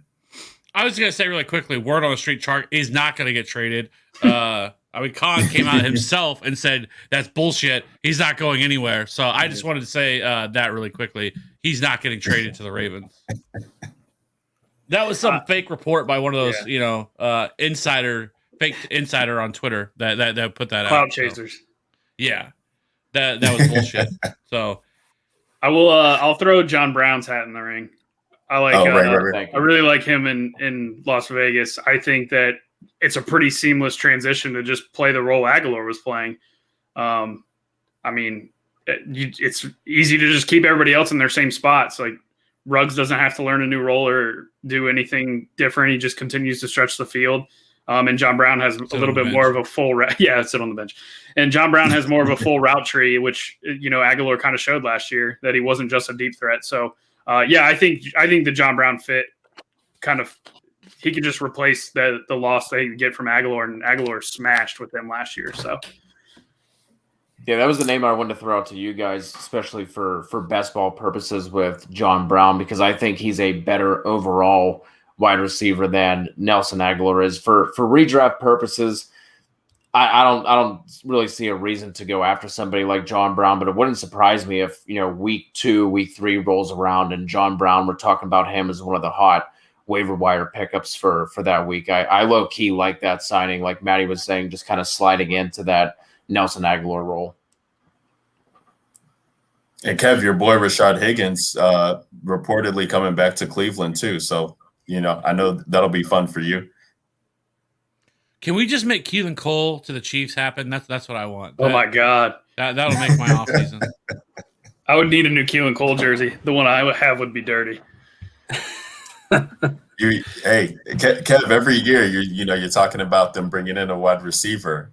It hasn't happened yet, but with Sammy Watkins out the door, they're definitely going to be bringing in a wide receiver, whether that's through the draft or that's because they still have quite a bit of money to spend. They were in the Trent Williams sweepstakes all the way up until the end. They were willing to go to $20 million a year on Trent Williams, so they have quite a bit of money left here to throw at one of these wide receivers. And I think there's a pretty good chance that I wouldn't be surprised if they brought in someone like Will Fuller on a 1-year deal, to allow him to kind of set his value after getting busted with the PEDs last year. But there's a really good chance they probably bring in one of these guys. I've liked what the Chiefs have done so far with bringing in Tooney to the 5-year, $80 million deal to solidify that offensive line. Kyle Long is just a depth piece. He's not a starter. In case anything happens to any one of these other offensive linemen, but they're still looking for a left tackle. Though I do think Riley Reif I think that's who they should go with, because I can't imagine the Chiefs going into 2021 and having a rookie left tackle to protect Patrick Mahomes. There is not a chance in hell that happens. Yeah, it'll be interesting to see some of these moves and kind of how they shape out. And we got the tight ends left to talk about. I mean, we pretty much have touched on the tight end position from the standpoint of how they affect the rest of these other situations from us. But outside of the one that I wanted to touch on was the Baltimore signing, because they brought in somebody. It's fleeting me now, but what Mark Andrews. We've had so many conversations about what his stock means or what it's going to be. So many people were excited about Mark Andrews for the 2020 season, excited what he could do. They moved Hayden Hurst, sent him to Atlanta. And so it was just him, and all he had to do was battle with Nick Boyle. And now they're bringing in this guy, Josh Oliver. That's who it was. Josh Oliver is coming in, and he's a fantasy darling. I mean, some people have been talking about him on the Twitter sphere. A name that was getting tossed around there, and the tight end position is ugly to begin with. So I do want to touch on what that could mean from Baltimore's situation, because we did see a guy like Hayden Hurst be used, and I think Nick Boyle got hurt last year, and he's a blocking tight end. But still, we got to talk about that situation. Gronk going back with the Bucs. Gerald Everett goes to Seattle. Who knows who he's going to be throwing? Who's going to be throwing him the rock? Tunyon back with the Packers. Fisker. It looks like he could be with the Titans as well. And then we touched on the Manhurts thing. So is there anything outside of those two guys that signed in New England that sticks out to you guys at all? Does Josh Oliver even matter? Or is this just kind of Ravens just making a signing and not really going to do much for fantasy? Where's Dan Arnold going to go? That's the real question.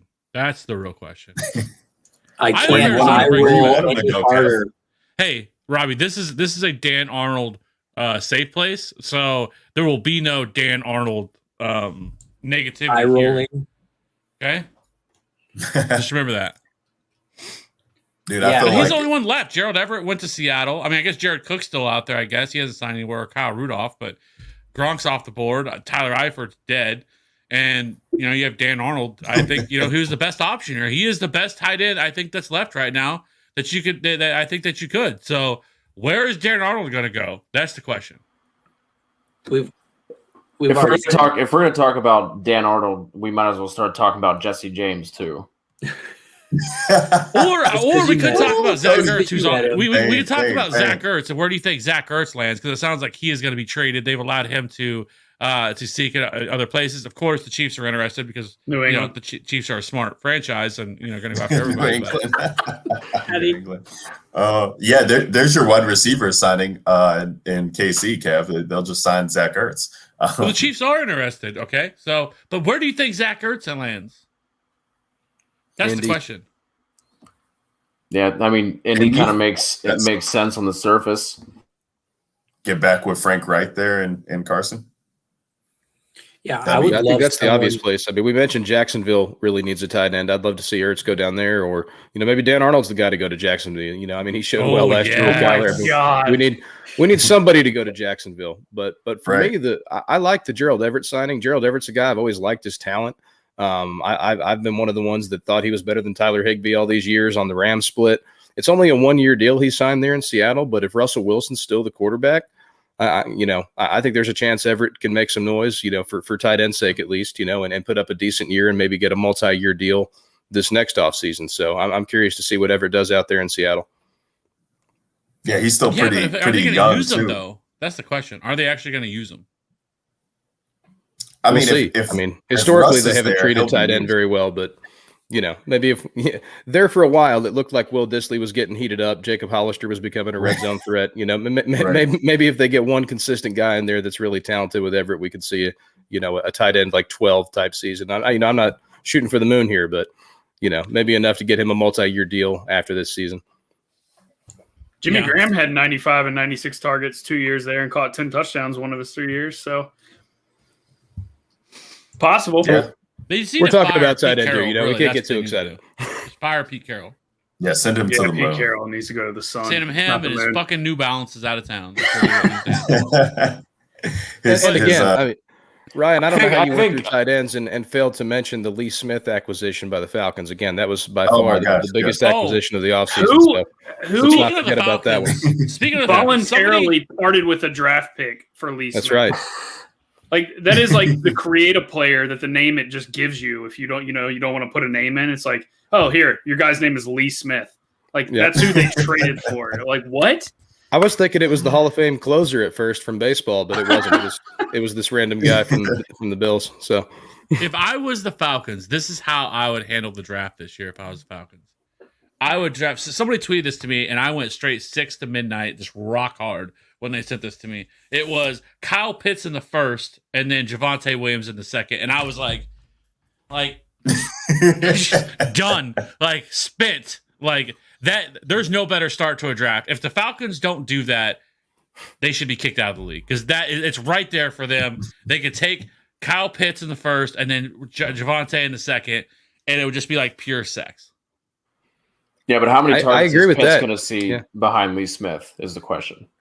Yeah, it seems like we're committed to rolling with Matt Ryan and Julio Jones and Calvin Ridley here with that restructure Matt Ryan just did. I was wondering when we got Smith, if having such a high pick at 4, with there being 4 pretty elite quarterbacks in this draft, that we would just trade Julio, trade Matt Ryan, and just start fresh with the new regime. But it doesn't seem like we're going to do that. It seems like we're going to try to win, with some of these future Hall of Famers that we have that are just aging. So, I mean, if we can add Pitts and Javonte Williams in the first 2 rounds to what we already have, I mean, for fantasy purposes, all of us will be doing cartwheels, but, I'll be doing more than that. Yeah, it'd be insane.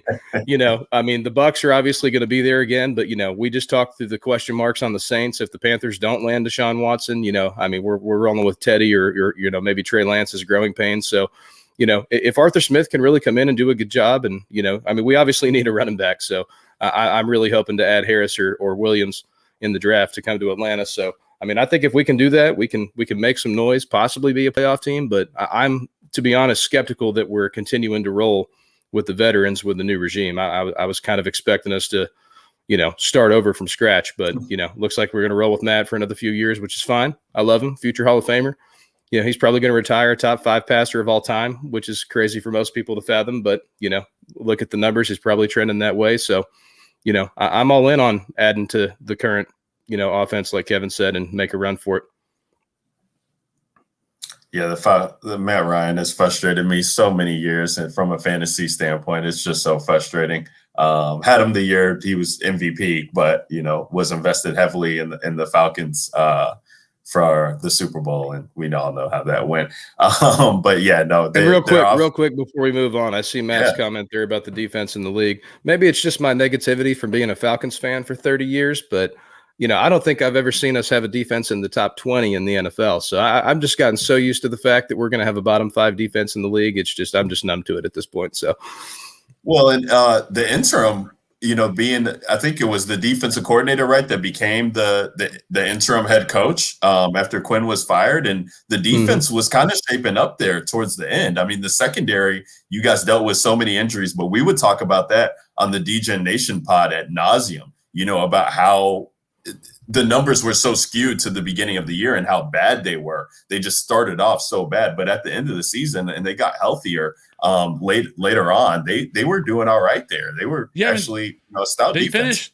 And to be fair, the Falcons, at least over the last couple of years, they've been so unlucky with injuries on the defensive side of the ball. Like Keanu Neal.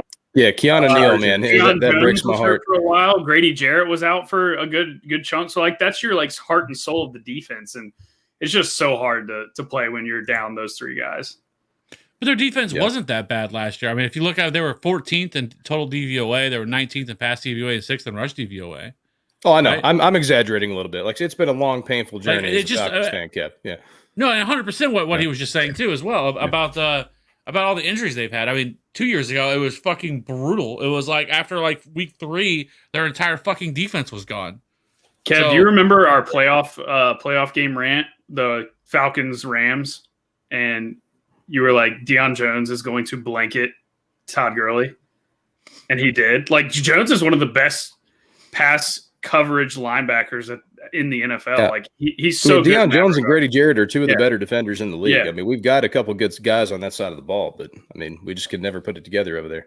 I mean, if the Falcons want to trade Julio, I mean, send him to Kansas City. We'll take him. I would love it. Like I said, I'm to the point where I don't think we're going to win with this team. I mean, that'd be pretty good too. Yeah.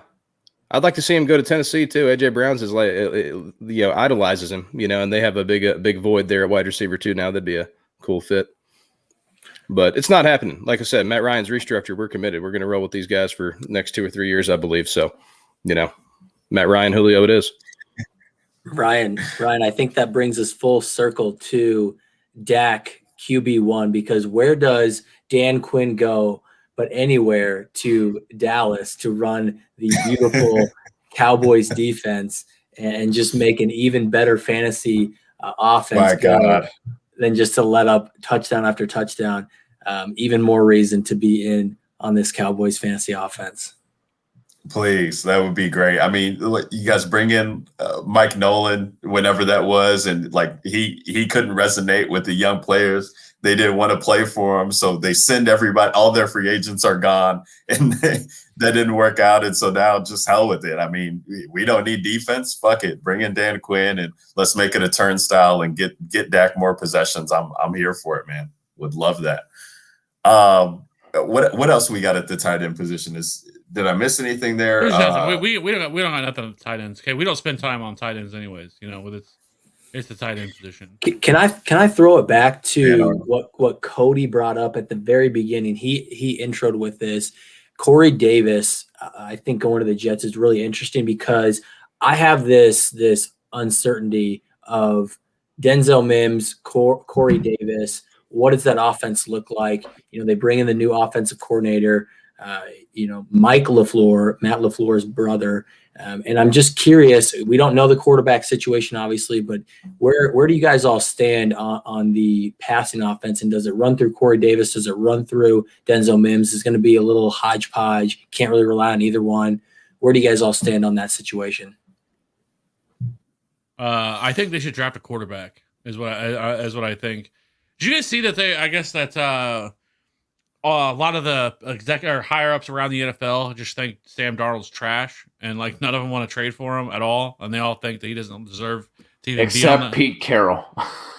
Well, yeah, which makes sense of why nobody is trying to trade for him whatsoever. Because, but I would like to see them if they have 2 picks in the first. I think at this point, if they're not sold on Sam Darnold, it's a new regime here. They have no ties to Sam Darnold whatsoever.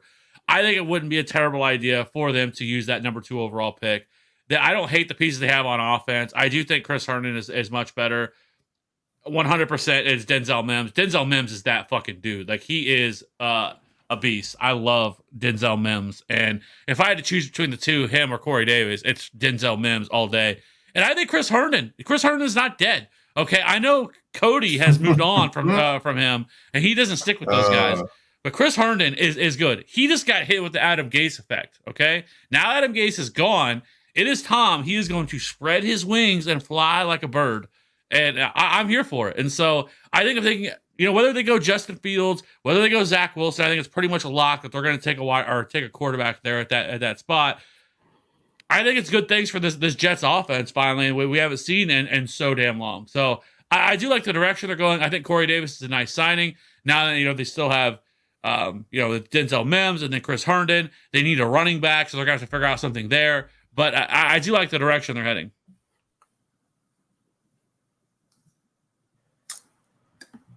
I left y'all speechless. Walk off. Speechless. Mic drop. Cody, what do you got? No, like I said at the beginning, I think it's just a case of there's going to be enough volume to go around there. I know with LaFleur coming in, we're expecting him to kind of do what he had been doing or seen with Shanahan with the 49ers, but they don't have the offensive line. They don't have the running game to be able to do that. They don't have the defense to be able to do that. So no matter who the quarterback that's coming in, like I said, I think the play action heavy offense that LaFleur is rumored to be bringing in, I think they were top 7 in play action in the league last year. I think that's going to help some of those offensive woes. And I think that Davis and Mims are going to kind of play off of each other pretty nicely. I think Davis is best as that intermediate kind of wide receiver. And we know Mims can take the top off the defense. So just imagining somebody like Wilson or I mean, it's not going to happen with Trey Lance, and I'm not suggesting it, but somebody on like a play action bootleg and just firing it down the field to Mims and Corey Davis, I think is going to be a really nice pairing. Like they started to make some strides on that offensive line, but it's still not there to be able to run that kind of running attack that they have with Sam Fran. So I think at least for the next 2 years, I think we're still looking at a pretty down Jets team, which is just for us, for fantasy purposes, is going to lead to good things. So I like both of them there. I agree with Kev. If you're going for straight upside, I think it is Mims, and I think if you're going safe, I think Davis is the call there, just because of where I'm projecting that he's going to play in that offense and kind of being that more intermediate, and Mims is going to be the more of a home run hitter. Yeah, and Herndon is trash. I mean, You straight up shut trash. your fucking mouth. Trash okay? can emoji, fire emoji, followed by Someone that. had to say it. Austin Safarian Jenkins reincarnated. Get All that right, way don't out. you fucking dare, Ryan. That's where I'm going to draw the line. You cannot ASJ. talk about ASJ like that. All right. I might not stand up for Chris Herndon, but I'll be damned if I'm going to sit here and let you talk bad about ASJ. It is really shocking to me too, though, because you were team Chris Herndon last year, and in 1 year it doesn't fucking work out, and you jump off the fucking bandwagon immediately. Okay, like you have to have faith in your guys.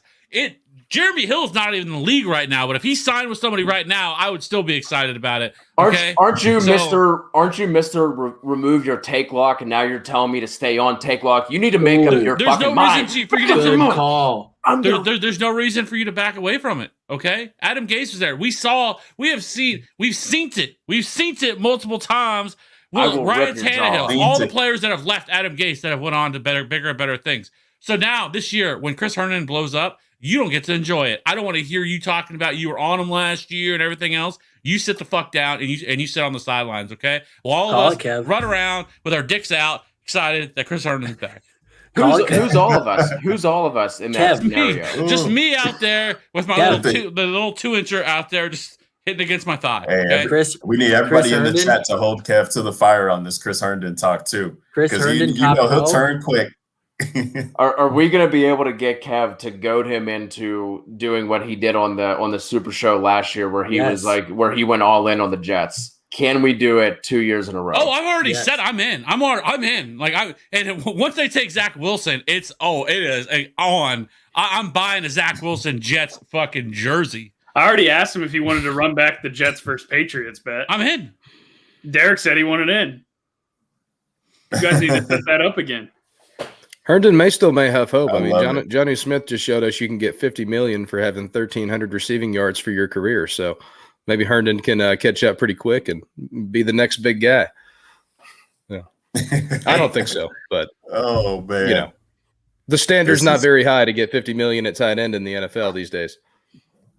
This is great. Look at Kalaplin. I'm sorry if I'm butchering your name, but I had to put this comment up there with wanting to be in a dynasty league with Kev, so he can trade him Arnold and Herndon. Love that. Ryan, we can't start this. We cannot start the Kev dynasty talk. I'm gonna. I don't play in dynasty. Okay, I just want to put that out there. I'm signing off. Mute him. I love it. Corderino, come on back. Let's talk about as we're getting here to the 90-minute mark. Let's just shoot the shit a little bit on just maybe some potential spots for some of these other guys that we would like to see that haven't kind of landed yet. I mean, there's been talk about Juju to the Raiders, but is there any other spot we'd like to see him? The Kenny Golladay thing, I guess, is catching a lot of steam with him to the Giants. That's really unfortunate because you were thinking about him maybe going to Miami, or maybe Watson ends up in Miami too and teaming up with him. That could have been great. Where are some of these other guys, Chris Carson for the running back position? Like, what are some of these other guys that we're looking at in potential landing spots that you guys could be excited about? Isn't Chris Carson just like picture perfect made for the Steelers? Like, it really feels like it's a perfect landing spot for him to go to the Steelers. Yeah. I don't know if they spend it. I don't know if they spend it though. You know what I mean? The Steelers I don't just think feel he's like going to take that much. Like, I think he won't. You're right. They won't, but they're not even going to spend the 2 years, $5.5 million that it costs, or $6.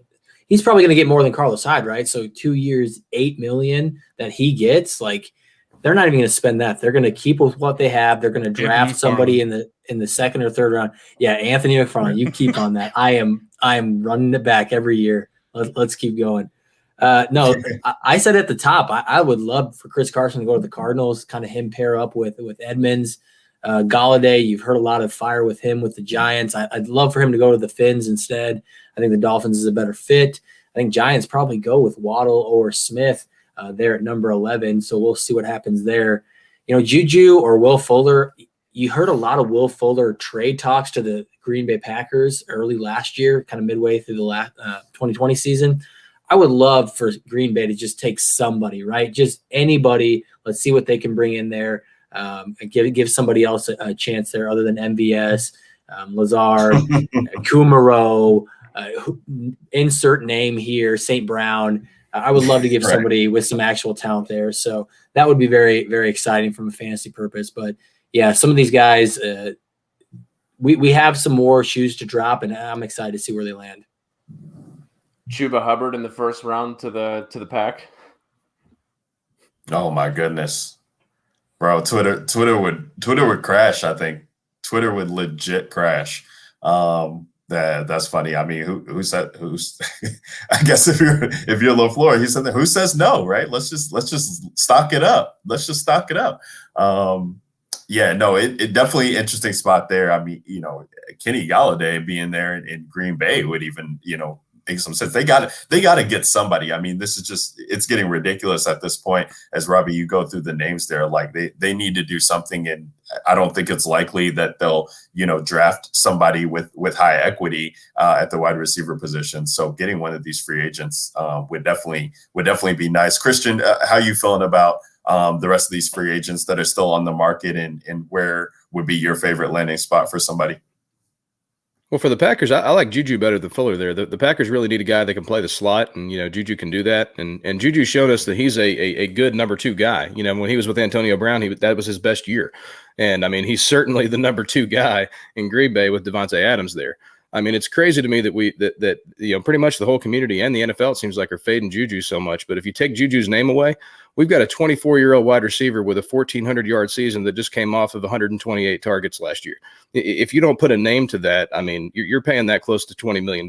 So, I mean, I think we're fading him a little too quick. I mean, this is an extremely young free agent that's been productive. Even last year, I mean, people don't realize he was a wide receiver too last year, with Claypool and Deontay doing what they did. So I think Juju's a little better than he's getting credit for right now.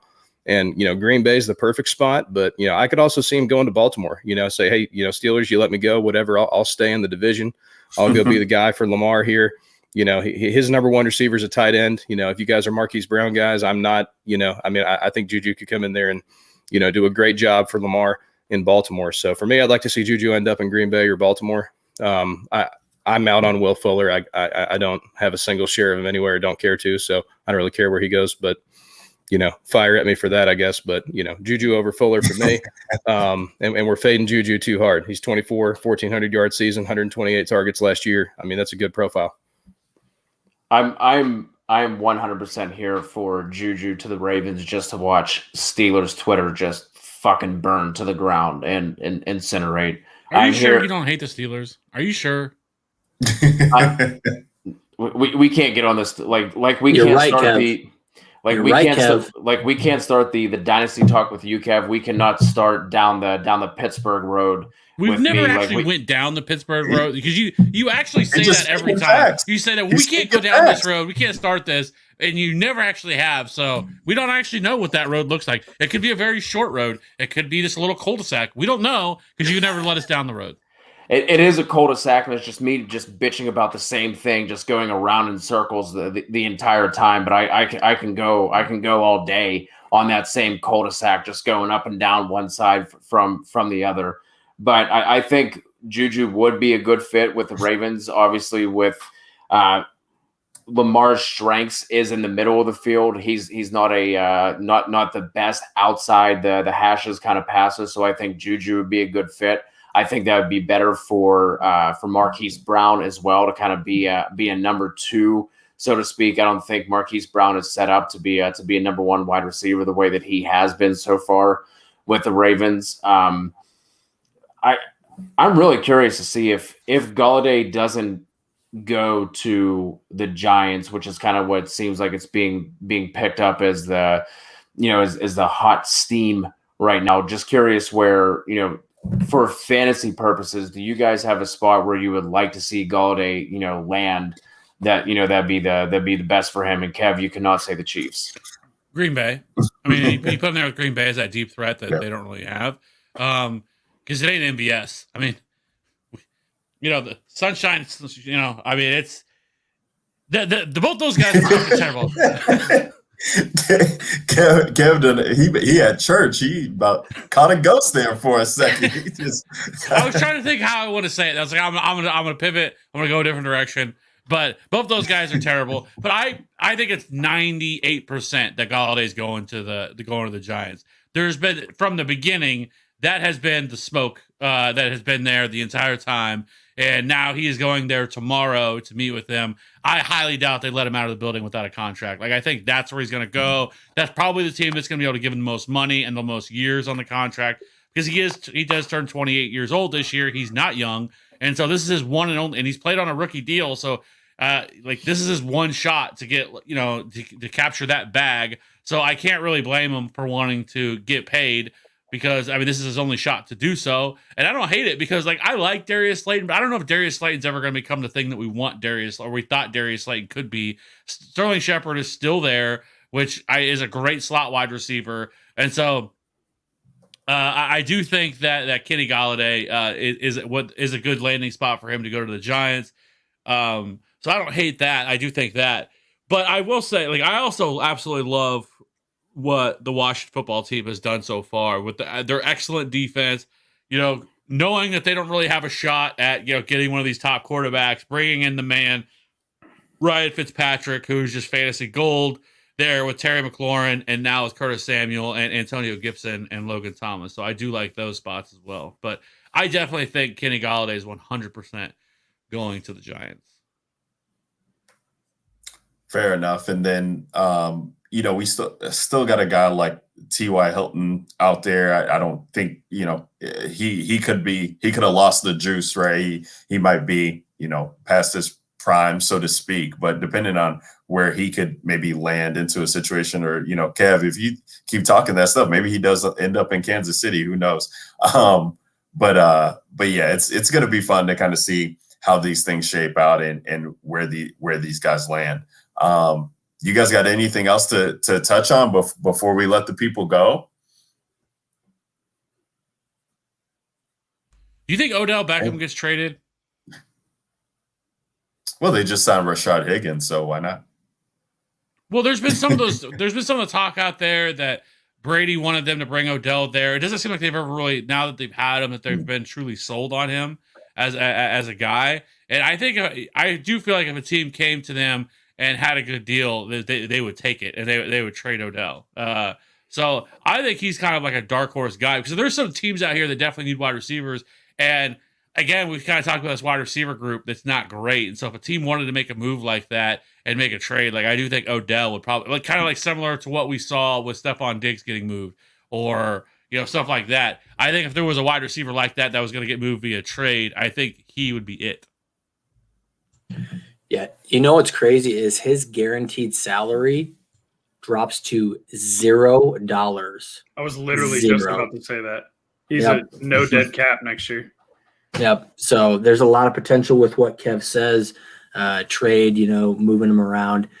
There's definitely some teams that would be interested. So that's not a bad call. I don't know if it happens, but the contract situation is not an issue there. Interesting. And then we also got a guy, talk about Odell and maybe the problems that he could bring. And you got to make sure the right team atmosphere is there for him to kind of succeed in. But we got a guy like Antonio Brown, who, got his second wave, or I guess third wave of everything, and was able to do something there in Tampa, who is a free agent. He looked like he still had some stuff left in the tank and had it pretty much together for a full year, after missing that year of football. So he could be an interesting guy to kind of keep an eye on, and where he could end up landing given the situation. if they wanted, him and Lev Bell could just go back to Pittsburgh and just have a reunion, one last reunion tour with Big Ben before he hangs it up, right? Just bring them all back, right? The Killer Bees one more time. Antonio Brown, maybe, but Bell, that's just disastrous. So I think they can leave that alone. But maybe it's not scoring dirt there, Cody, for Pittsburgh, and they could bring them back, use some help. I'm here some for it. Weapons. I'm here. That would be amazing. That would be amazing. Reunion tour. Guys, it's the NFL free agency show with the Fantasy Authority. Appreciate everybody who's been rocking with us this whole time. Make sure you guys are subscribed to the channel. If you're catching us on the back end, maybe not live, we appreciate that. Shout out to everybody who's been doing work. Hey, Kev, I didn't even talk about the reaction video that you just were able to put out with the Patriots signing of the tight ends, and we got a lot more content that's been coming out, guys. So make sure you are subscribed to the channel to get all of that, and follow us on Twitter at @FF_authority to get all of the updates. I think that about does it. I mean, we don't have any much more traction than what we talked about. It will be curious to kind of see where these guys land, and we'll be sure to get out some reaction content for you guys as we get some landing spots or splash landing spots or happenings across the NFL. But this is, always fun, always nice to be able to rock with the guys here. So always fun chopping it up with your boys. Oh, that's it. Y'all just want me to wrap it up like that? Y'all want to say bye to the people? Y'all want to say bye to Walito with the super chat? Y'all just gonna let them dry? No, talk to the people, boys. Last time we were, I guess, we still got the content that's going on. We're still going to be, working on getting everything geared up for the draft show. We got a lot of fun that we're going to have planned for you guys in April. Any other content plus? Cody, go ahead. No, real quick, there seems to be a raging debate in the comments right now between Daniel Jones and Lamar Jackson, who is the better passer. Oh, wow. Yikes. I want to plead the fifth on that one, definitely. I know Lamar Lamar with the passing is the accuracy issue. Is that where we right? Because I mean, the dude can throw the ball. Like, if he can get some stuff righted, I feel like I just don't know what we're ever going to get from Danny Dimes. But I guess, last year, Kev, you talk about it a ton. I mean, the accuracy was not there, and he was missing all across the field. But outside, I mean, Marquise Brown, you got Mark Andrews there, but Hayden Hurst was gone. A guy who we're talking about guys like Miles Boykin. We're talking about who are these other scrubs that they have rolling out there? They just don't have people. So if they were to get, some pieces that were better than what they have, maybe we see him become better. I mean, for me, it's Lamar. I mean, it's not pretty, but I mean, he's efficient with the ball. I mean, he doesn't turn it over often. His career quarterback rating is over 102. I mean, so it's not pretty, but he makes it work. If you don't ever throw the ball, it's not hard to not turn it over. Look at his MVP season. I mean, he had quite a bit of games where he had four touchdowns, that was all efficiency. Yeah. I mean, that was they didn't throw the ball very much, but like last year, he was legitimately terrible last year as a passer. Like, more often than not, you ask him to throw the deep ball, and it was horrendous looking. Like, he missed Marquise Brown multiple times. I know this because I rostered Marquise Brown in DFS multiple fucking times, and he fucking missed them. But listen, I it's sad that this is what it's come to. Like, in terms of as a passer, like, I don't think they're like substantially far off in terms of where they're at as passers. Obviously, Lamar Jackson, with his ability to run and how dynamic he is there, like, that is that. But he better figure out how to throw the ball, because if you take away his ability to run, if something happens, serious injury, whatever have you, he's not going to be in the league much longer, because, like, he has looked that bad. Now, you can say the same thing about Josh Allen, right? And we got Josh Allen, Stephon Diggs and stuff like that, right? And it kind of changed everything. I think you can make that case. So, yes, Lamar Jackson is better than Daniel Jones as a passer, but I don't think it's, like, significant or anything like that, because Lamar Jackson has not been good as a passer whatsoever. He's never thrown more than 9 interceptions in a season. I'll take that type of, taking care of the ball. I like Lamar. Except it's not pretty, but he takes care of the ball. It is what it is. Yeah. His career quarterback rating is about 20 points higher than Daniel Jones, so it's not close for me.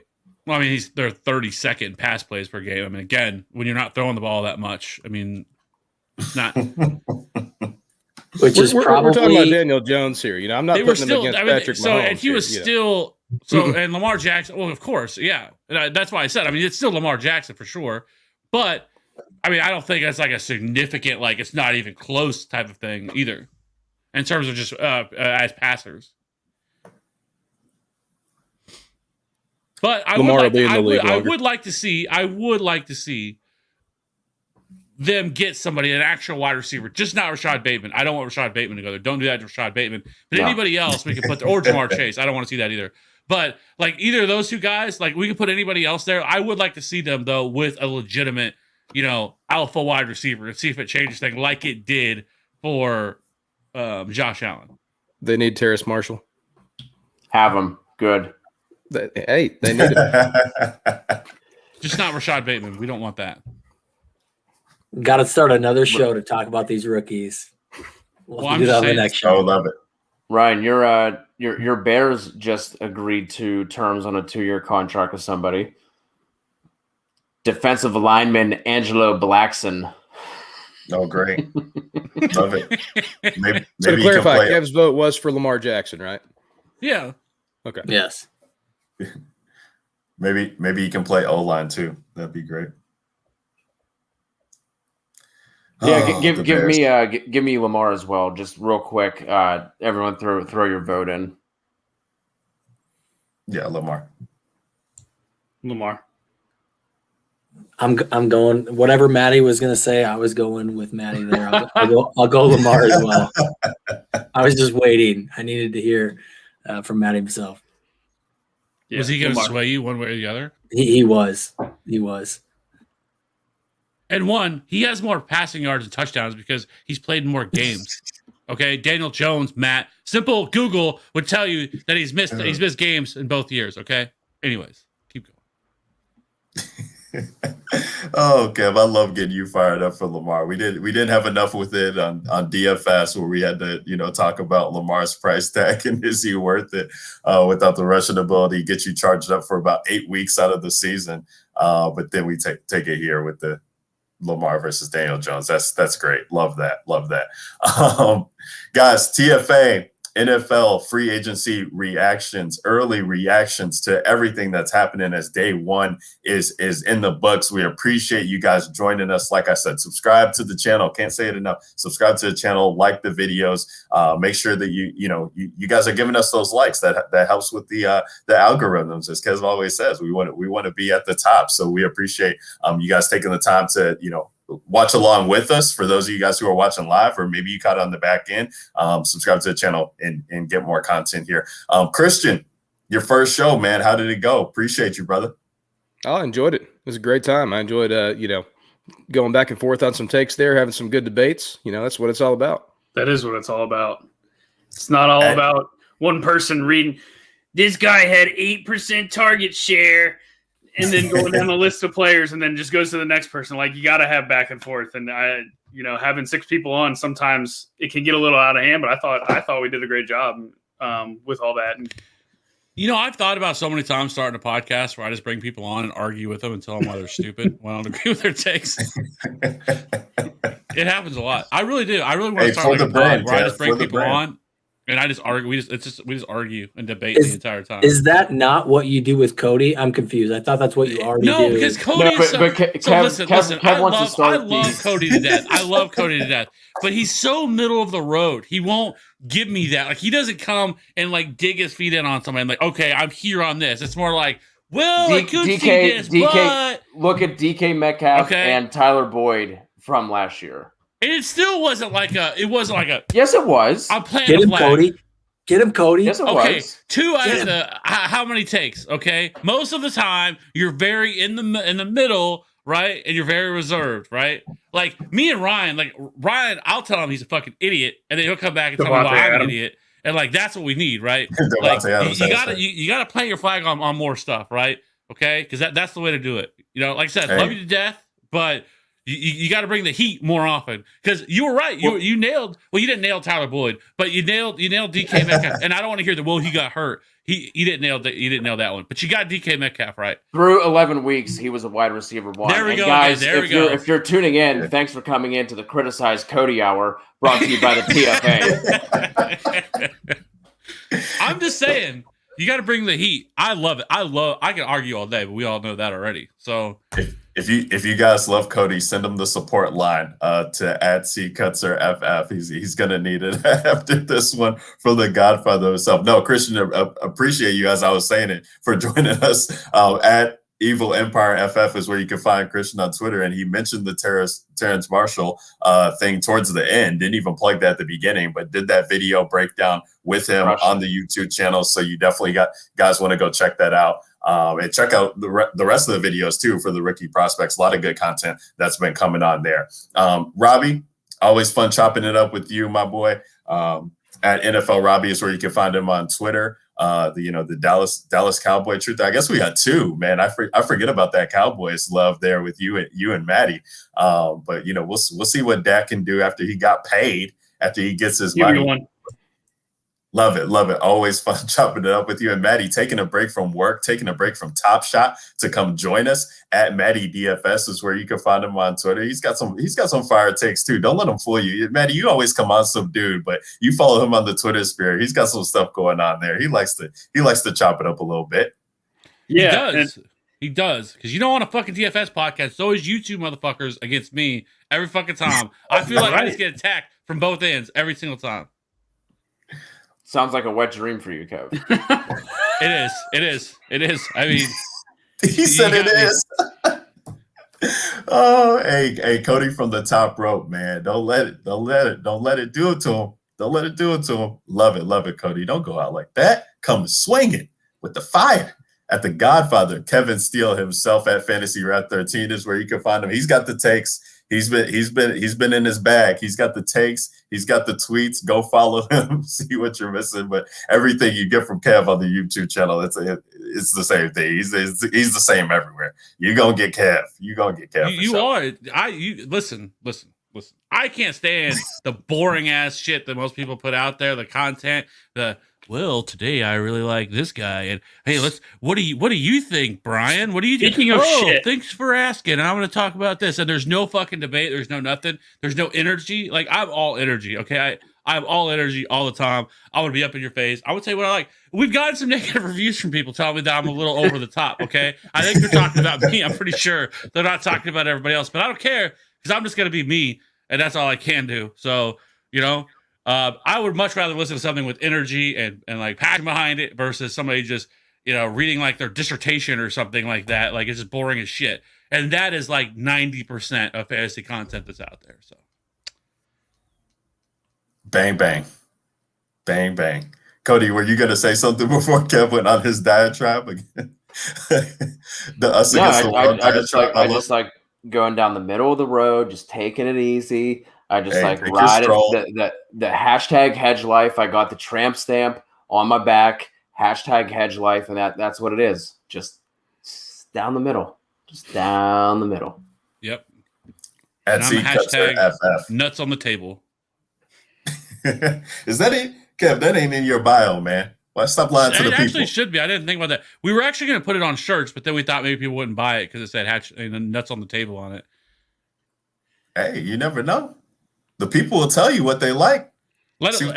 Chat, let us know. Would you buy a shirt that said hashtag nuts on the table? On the TFA video. Across the front, but on the back, nuts on the table.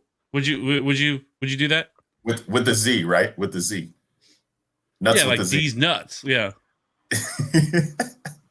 Oh man, love it, guys. Love it. Man, That was a great outro. I want that definitely chopped up. I got to keep that as we went through the round table there. Fantasy Authority, NFL, free agency reaction pods. Guys, tune in. We're going to get you guys some more content. We've been coming at you guys weekly, so make sure you're following along to the channel. We always tweet on Twitter when we're going to go live, so you're always prepared there. At FF_Authority is where you can find us. Appreciate you guys rocking with us. Hope your teams are making the splash moves, and we'll see you guys during the rest of the offseason. It's the TFA signing off. We'll see you guys next time. Peace.